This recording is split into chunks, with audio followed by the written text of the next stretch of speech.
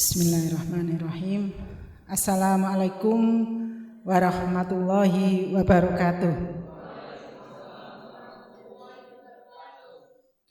Yang terhormat Pak Rafiq dari Kesbangpol Kota Pekalongan dan beserta staf ya yang ada di sini, dan yang saya cintai, saya banggakan anak-anakku, siswa-siswi SMP Salafiyah ya Kota Pekalongan. Alhamdulillah saya bisa hadir, bisa berdiri di tengah anak-anakku, adik-adikku sekalian dalam acara pembinaan wawasan kebangsaan bagi pelajar pada tahun 2022. Perkenalkan dulu, saya dari Kejaksaan Negeri Kota Pekalongan ya. Ada yang tahu kantornya di mana Kejaksaan? Di mana? Mataram. Yang di Mataram apa yang di Cendrawasih depan SMP 2? Ayo yang mana? SMP 2 depannya Cendrawasih atau Mataram? Mana? Tentukan pilihan Anda. Mana?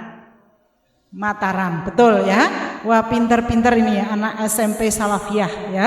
Tepuk tangan buat anak SMP Salafiyah ya. Karena ini yang ada di ruangan ini berapa orang ini? 50 orang ada nggak ini? Ada 50 orang ya. Ini anak-anak terpilih ini dari jumlah siswa berapa jumlahnya Pak Guru, Pak Ustadz? 671. Yang dipilih 50 orang. Berarti ini anak-anak terpilih dari 600 sekian, harus bangga ya. Nanti ilmunya ditularkan ya, gitu ya. Jadi kembali lagi tadi Kejaksaan Negeri Kota Pekalongan ada di Jalan dulu namanya Jalan Majapahit, sekarang menjadi Jalan Jaksa Agung R. Suprapto. Tadi yang disampaikan Pak Rafiq ya, karena jasa beliau tadi pada saat perundingan pada pertempuran 3 Oktober kemudian diusulkan menjadi pahlawan nasional, dan kami usulkan dari Kejaksaan untuk menjadi jalan yang ada di depan kantor Kejaksaan. Karena beliau pernah tadi disampaikan pernah jadi Ketua Pengadilan Negeri Pekalongan dan kemudian pernah menjadi Jaksa Agung Republik Indonesia. Itu ya.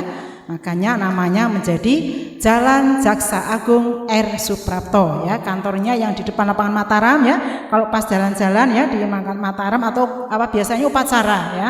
Karena sekarang nggak ada upacara pandemi ya. Jadi itu yang ada, itu dipimpin oleh seorang kepala kejaksaan negeri. Kemudian di tingkat provinsi dipimpin oleh kepala kejaksaan tinggi. Dan di pusat setingkat dengan menteri dipimpin oleh seorang jaksa agung. Ada yang tahu namanya Jaksa Agung Indonesia sekarang siapa? Jaksa Agung Republik Indonesia sekarang siapa? Siapa? Siapa yo? Jaksa Agung Republik Indonesia. Kalau Menteri Pendidikan harus tahu ya, Menteri Pendidikannya Nadiem Makarim ya. Jaksa Agungnya siapa? Nggak tahu ya Pak ya, Jaksa Agung Republik Indonesia. Jaksa Agung kita sekarang adalah Bapak Burhanuddin ya. Jadi ingat ya, saya sebutkan Bapak Burhanuddin Jaksa Agung di era sekarang ya, di era Kabinet Indonesia Bersatu yang sekarang ya, itu Bapak Burhanuddin itu ada di Jaksa Agung, itu setingkat dengan menteri ya. Jadi ini kan apa, SMP itu berarti SMP Salaf itu SMP umum ya. Bukan apa MTS gitu, bukan ya Pak ya, SMP umum ya. Jadi nanti bisa kalau ada yang ingin menjadi jaksa bisa masuk sekolah SMA, kemudian menjadi kuliah di Fakultas Hukum ya. Seperti saya dulu SD-nya di SD Buaran. Ini dulu tuh SRI. Saya tuh ini orang kuno ya. Kalau ini kan masih milenial ya. Kalau saya tuh orang zaman dulu ya. Usianya sudah ini anak-anak saya semua lahirnya tahun berapa? 2006, aduh masih muda banget ya. 2006 masih berapa? 15 tahun ya. Iya, jadi saya SD saya di SD Buaran ya, SD Islam ya. Nah, saya di SMP 2, SMA-nya di SMA 1, kemudian saya kuliah di Fakultas Hukum Universitas Gadjah Mada Jogja ya. Kemudian masuk kejaksaan tahun 1990, belum lahir Ya. Iya, saya masuk kejaksaan tahun 1990 ya. Jadi masa kerja saya di kejaksaan sudah 30 tahun lebih ya itu. Jadi saya asli Turki ya. Turki mana tuh Pak? Turunan kidul ya. Saya asli Turki, saya asli Buaran ya. Jadi asli Buaran. Jadi zaman dulu tuh kok ada ya orang Buaran jadi jaksa gitu ya. Iya, soalnya orang Buaran tuh biasanya juragan Pak ya. Juragan batik ya. Juragan batik ya, betul ya. Orang Buaran kan juragan batik ya. Tapi saya bisa seperti ini juga karena batik gitu ya. Karena orang tua saya batik. Jadi saya bisa seperti ini juga karena batik ya. Makanya batik itu adalah identitas Kota Pekalongan ya. Itu tentang saya. Kemudian saya masuk kejaksaan dan saya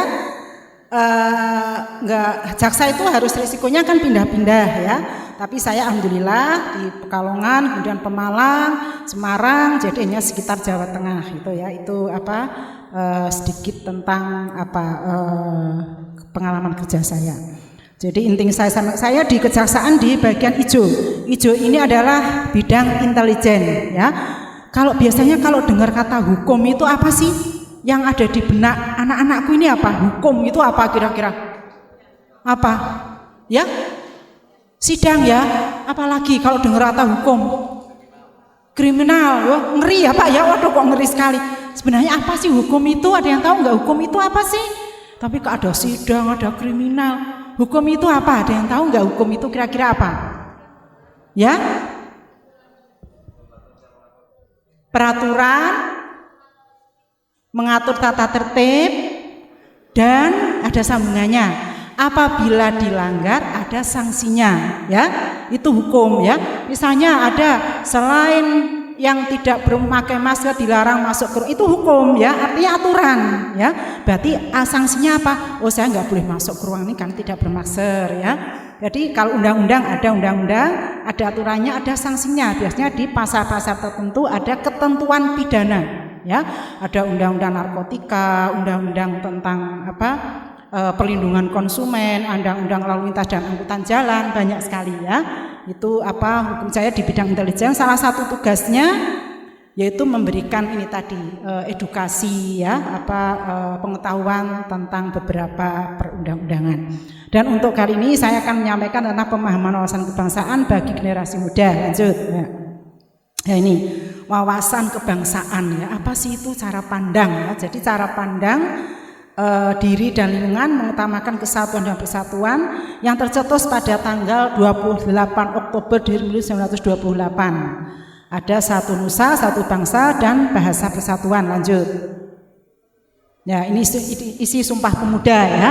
Ini kan masih tergolong, jadi generasi muda itu dari mulai usia 0 sampai 35 tahun. Jadi saya sudah tidak termasuk ya. Kalau Pak Guru ini kayaknya masih ustadz ini masih muda-muda ini ya. Masih muda Pak ya. Kayaknya masih 30 ke bawah ini kayaknya ya Pak ya. Masih muda, apalagi ini ini masih usia 14, ini generasi muda namanya ya. Generasi muda itu usia dari 0 sampai 35 tahun ya. Beda dengan usia anak. Anak itu beda dengan pemuda ya. Kalau anak itu 0 sampai 18 tahun ya. Jadi ini anak-anakku ini kan usianya 14, 15 ya gitu ya. 16 itu masuk anak dan juga masuk generasi muda, generasi penerus bangsa yang akan datang ya. Jadi satu nusa kami putar dalam negeri Indonesia mengaku bertumpah darah yang satu tanah Indonesia. Nah ini tumpah darah, lanjut aja. Lanjut, nah ini ya. Jadi ada 4 pilar ya, 4 pilar ini Pancasila, Undang-Undang Dasar 45, NKRI dan Bhinneka Tunggal Ika. Kalau Pancasila pasti apal semua, saya yakin apal. 1. Ketuhanan yang Maha Esa. 2. Kemanusiaan yang adil dan beradab. 3. Persatuan Indonesia. 4. Kerakyatan yang dipimpin oleh hikmat kebijaksanaan dalam permusyawaratan perwakilan. 5. Keadilan sosial bagi seluruh rakyat Indonesia. Jempol 100 tepuk tangan untuk anak-anak SMP Salafiyah hafal ya. tapi kita mengamalkannya ya. Kalau menghafal gampang ya. Dulu ada namanya butir-butir P4 itu masih ada nggak sih sekarang? Nggak ada ya Pak ya? Udah nggak ada ya? Dulu ada ya Pak ya? Ada itu satu ya. Satu itu Ketuhanan Yang Maha Esa itu ada berapa butir gitu ya. Terus sila kedua, sila ketiga gitu tuh dulu kita hafal gitu ya zaman dulu. Sekarang sudah nggak ada ya. Ternyata sekarang udah nggak ada. Kemudian yang kedua Undang-Undang Dasar 45. Pembukaan apal enggak? Ayo, pembukaan bahwa sesungguhnya kemerdekaan itu ialah hak segala bangsa dan oleh sebab itu maka penjajahan di atas dunia harus dihapuskan karena tidak sesuai dengan pri kemanusiaan dan pri keadilan. Terus kemudian daripada itu apa?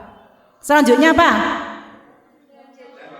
Dan pergerakan kemerdekaan Indonesia telah sampailah pada saat yang berbahagia dengan selamat sentosa mengantarkan Indonesia ke depan pintu gerbang kemerdekaan Indonesia ya. Kemudian daripada itu untuk membentuk itu ya. Jadi apal ya, alhamdulillah. Wah, anak-anak hebat, lagi tepuk tangan untuk anak SMP Salafiyah. Ya, wah hebat. Punya yel-yel enggak sih SMP Salafiyah? Punya? Ada yel-yel enggak? Biar enggak ngantuk, ada yel-yelnya. Ada enggak yel-yelnya? Ada? Boleh maju dong salah satu, yuk mimpin yel-yel. Biar enggak ngantuk, kita semangat generasi muda. Ada enggak yel-yelnya? Ada? Ayo, dari OSIS, ini dari mana ini? Ayo, mimpin yel-yel. Ya semangat. Maju, boleh ke depan. Ayo, Mas siapa ini namanya? Ayo Mas. Wah ini SMP udah tinggi banget ya. Ini SMP aja segini ya, apalagi nanti udah kuliah SMA ini. Aduh, ini SMP kelas berapa? Kelas 8 tuh berarti kelas 3 ya. Kelas 2 berarti. Oh, kelas 9 ya kalau kelas 3. Ini kelas 2 aja udah segini tingginya loh. Mas siapa namanya? Danang. Oh, Danang. Wah. Ada enggak yang mau mimpin yel-yel? Ayo. Hah? Ayo. Yel-yelnya SMP Salafiyah. Biar semangat. Enggak ngantuk. Ayo maju yuk. Ada tuh katanya daya jayanya. Oh, bagus. Ayo, seperti apa yel-yelnya SMP Salafiyah? Bu Messi juga pengen dengar. Nah, ayo. Ada enggak? Enggak ada. Enggak ada yang ingat. Mau? Enggak ada. Hah? Apa? Ayo, Bu. Yel-yel SMP Salafiyah. Ini berarti ada kelas 7, kelas 8 dan kelas 9 ya, lengkap ya, dari mulai kelas 7. Oh ya, monggo Ibu. Nah, wah luar biasa ini. Bu siapa ini? Monggo Ibu. Ayo kita ya, sekali-kali biar enggak ngantuk. Kita yel-yel. Nggih. Bu siapa Ibu? Bu Uma. Ya, monggo Ibu. Ayo, boleh berdiri dong. Yuk berdiri, semua berdiri. Ayo anak-anak, semangat semuanya berdiri, ya. Semangat. Ayo, semangat. Jika Ustazah bilang SMP Salafiyah, kalian jawabnya jaya. Siap semua? Ya. Kita mulai ya. SMP Salafiyah, jaya. Terima kasih. Ya, makasih Bu Uma, Ustazah Uma. Ya, biar nggak ngantuk ya. Iya. Jadi SMP Salafiyah, jaya. Ya. Kemudian tambah lagi apa? Generasi muda apa generasi muda ini Pak ya. Generasi muda kuat, hebat, semangat ya. Harus punya masa depan masih panjang, punya cita-cita yang panjang, punya cita-cita. Ada yang cita-citanya ingin jadi apa? Ini masih apa Danang? Jadi apa? Jadi arsitek. Wah hebat ya, arsitek ya, boleh nanti SMA, terus kuliahnya di Fakultas Teknik jurusan Arsitek ya, kita doakan ya, mudah-mudahan ya, Pak Ustadz ya, Ustazah ya, Ada yang ini yang perempuan mau jadi apa? Yang siswi? Farmasi, apoteker. Wah, hebat ya. Jadi nanti kalau udah SMA masuknya ke fakultas farmasi ya. Hebat, luar biasa, harus punya cita-cita ya, harus punya cita-cita setinggi-tingginya. Lanjut Mbak. Jadi pilar tadi ada Pancasila, Undang-Undang Dasar 45, kemudian NKRI dan Bhinneka Tunggal Ika. Jadi saya sampaikan keragaman kita ya, berbeda-bedanya kita, keragaman kita jangan menjadikan terpecah belahnya kita. Justru itu untuk menyatukan ya. Di Pekalongan itu ada Turki, ada apa lagi? Jerman, betul ya, jejer kauman ya, betul ini Jerman, ada Turki, ada Jerman, mana lagi? Hah? Berlin itu mana? Oh, jejer kali, Jerli, ya, itu London itu apa itu? Oh, Klon Mesindon ya. Ini ada anak London, ada anak saya anak Turki, ada anak Jerman, ada anak Jerli ya. Kita semuanya berbeda tapi tetap satu Indonesia. Pekalongan dan kemudian ke atasnya Indonesia ya. Mau di apapun kalau kita bersatu kompak insya Allah ya selalu kuat gitu ya. Itu nah ini generasi muda menjadi pemahaman penting untuk disampaikan. Nah, lanjut Mbak. Nah ini mengapa ya wawasan kebangsaan air ini banyak dipersoalkan ya, sering ya kita melihat media TV ya, media sosial, media TV terutama ya, oh ini sudah luntur wawasan kebangsaannya.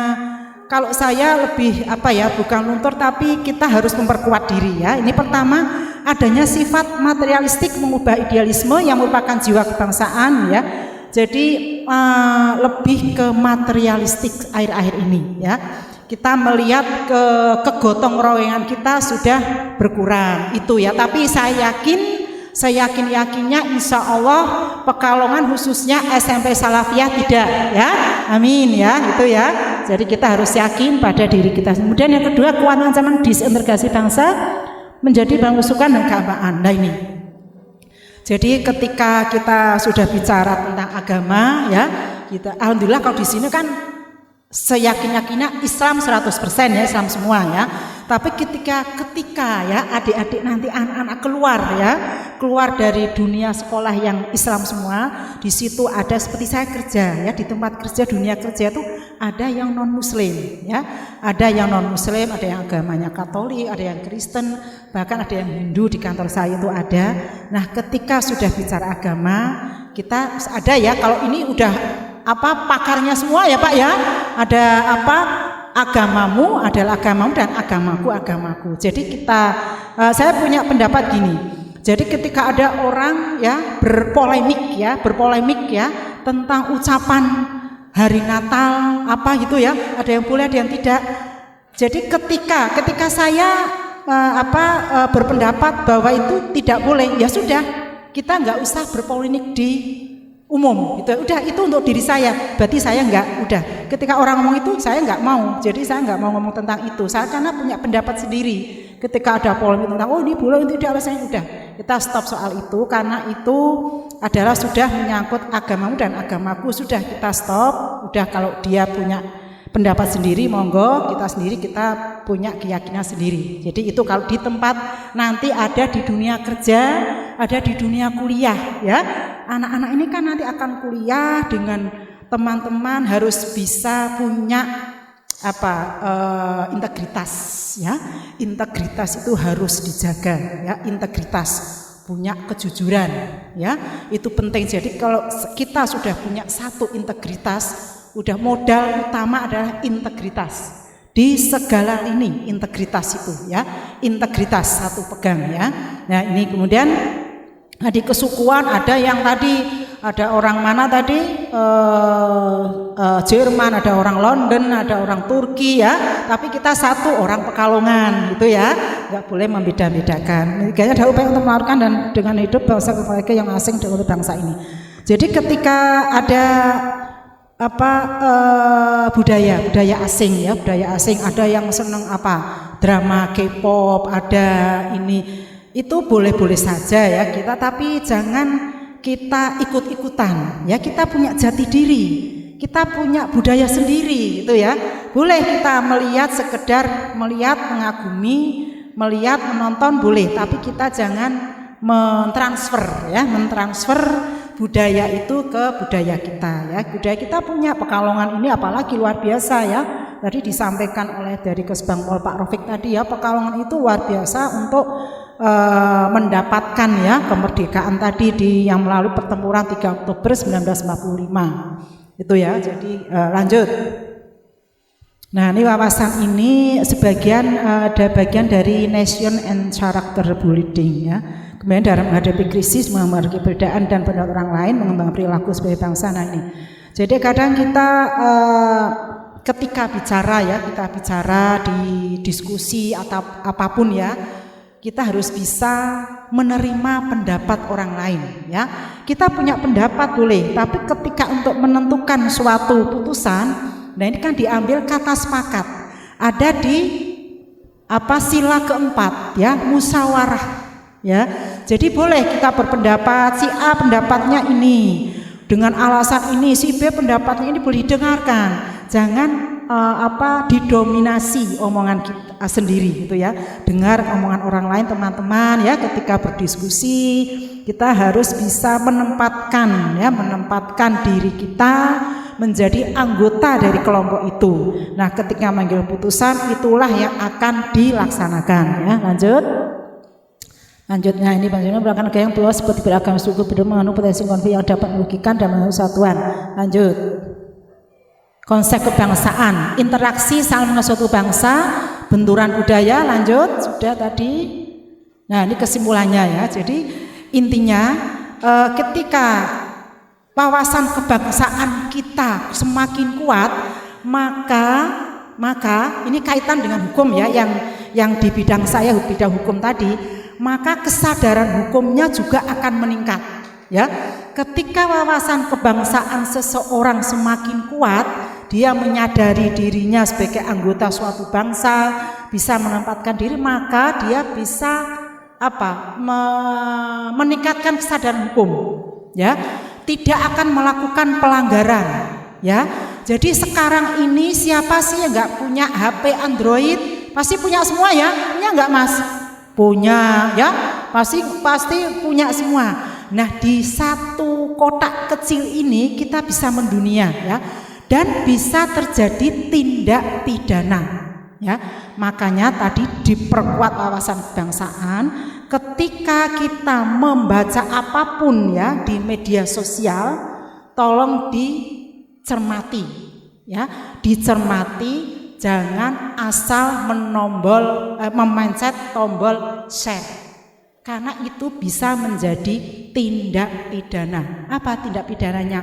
Informasi, undang-undang informasi dan transaksi elektronik ya, yang sekarang lagi marak ini ya. Orang ada yang kemarin yang lagi viral adalah ngatain orang Kalimantan kesukuan ya, itu penghinaan ya. Itu penghinaan yang melalui media sosial, melalui ucapan yang didengar oleh umum ya. Itu ada aturannya di Undang-Undang ITE. Makanya tadi ketika wawasan kebangsaan semakin kuat, semakin tinggi, maka kita tidak akan melakukan pelanggaran hukum. Contohnya tadi Undang-Undang ITE. Jadi tetap membaca itu jangan hanya judulnya ya. Ketika ada kiriman ya, ada mendapat kiriman share dari teman, postingan ya, suatu berita postingan, jangan dibaca hanya judulnya. Pesan saya itu ya, jangan dibaca hanya judulnya, karena judul itu kadang menyesatkan, isinya tidak sesuai. Jadi untuk menarik, karena namanya generasi muda, anak-anak itu ketika melihat judul menarik langsung punya, wah ini bagus, ini di-share nih ke teman saya. Ternyata isinya beda ya. Ketika isinya beda dan itu bisa menimbulkan keributan ya, keonaran, itu dapat menjadi tindak pidana ya. Dulu pernah ya ada kasus siapa itu, Ratna Sarumpait, ingat gak? Ya pernah ya, ingat ya. dia ngomongnya apa itu? Dipukuli, ya. Padahal apa? Operasi muka operasi plastik, ya. Padahal dia ngomongnya dipukuli. Nah, ini kan berita bohong, ya. Itu ternyata bisa hoaks tadi, ya. Jadi berita hoaks, bohong, akhirnya timbul onar, timbul keributan, ini bisa dipidana. Dulu kan dipidana itu, ya, Ratna Sarumpait, ya. Kemudian ada lagi kasus lagi, siapa? Yang kaitannya dengan agama, ya. Ada yang namanya dulu Ahok, ya. Itu dia ada suatu di firman, ya, di firman Allah, ya, kalau nggak salah, ya, tapi dia bacanya sepenggal, ya, di Al-Quran, ya, kalau nggak salah, ya Pak, ya, dia bacanya nggak sampai selesai Al-Maidah, ya Pak, ya, Al-Maidah, ya, itu dia nggak sampai tuntas, tapi akhirnya timbul keonaran, diposting oleh seseorang, yang posting juga kena, ya, yang posting kalau nggak salah dulu kena itu, ya, yang posting berita itu, nah, yang ngomong juga kena, ya. Jadi sekarang lidahmu harimau itu ternyata juga betul, sekarang nggak lidahmu tapi tanganmu, ya, ini yang mengetik di keypad itu, ya. Nah, ini bisa menjadi bumerang bagi diri kita sendiri, ya. Banyak contoh yang sudah ada contoh-contoh tentang tadi berita-berita. Jadi ketika kita memperkuat rasa wawasan kebangsaan kita, rasa memiliki, kita tidak ingin negara ini kacau balau, kita tidak ingin negara ini saling menyerang, kita tidak ingin negara ini saling mengejek, ya sudah, itu jangan dilakukan. Kita tetap fokus, ya, pada kalau sekarang anak-anak SMP pelajaran, meraih cita-cita masa depan, bergaul dengan siapapun boleh, tapi tetap punya integritas diri yang tinggi, ya, itu, ya. Ada sambil jalan ini ada yang mau ditanyakan? Ada yang mau ditanyakan enggak? Ada enggak yang mau ditanyakan? Enggak ada? Enggak ada, cukup, ya? Cukup, ya? Saya kira cukup, ya, yang bisa kami sampaikan. Itu sekilas tentang wawasan kebangsaan, pemahaman bagi generasi muda, khususnya untuk anak-anakku di SMP Salafiyah Kota Pekalongan, ya. Jaksa itu singkatan sebenarnya, ada singkatannya, jaksa jadikan aku sahabat. Mau, ya, bersahabat, ya, dengan Bu Jaksa, ya. Alhamdulillah, terima kasih. Apabila ada yang kurang benar, saya mohon maaf. Akhir kata, wassalamualaikum warahmatullahi wabarakatuh. Tepuk tangan, ya. Oke, luar biasa sekali materi dari Bu Maisyah. Adik-adik sekalian, ada yang perlu tanyakan? Tidak ada? Benar? Oke deh, kalau tidak ada berarti sudah paham semua, ya. Oke, adik-adik sekalian, demikian kegiatan pembinaan wawasan kebangsaan. Tapi sebelum ditutup, saya ingin memberi hadiah yang tadi jawab tadi, ya. Siapa yang tadi jawab pertanyaan saya tadi? Harusnya dapat hadiah. Siapa tadi? Oke, kesini, Mbak. Mbak, ada? Oke, ada hadiah. Ya. Jawabnya salah tadi, ya? Yang jawab benar siapa sih tadi? Nah, apa-apalah. Yang penting ini bisa untuk jajan sama teman-teman kalian. Oke, bagi-bagi, ya. Moga, silakan. Ya, oke, adik-adik sekalian, demikian acara pembinaan wawasan kebangsaan di SMP Salafiyah Kota Pekalongan. Semoga bermanfaat bagi adik-adik sekalian, dan yang disampaikan pemateri tadi bisa disampaikan kepada teman-teman yang lainnya, ya. Adik-adik menjadi agen wawasan kebangsaan di SMP Salafiyah. Demikian kami akhiri. Billahi taufiq wal hidayah. Assalamualaikum warahmatullahi wabarakatuh.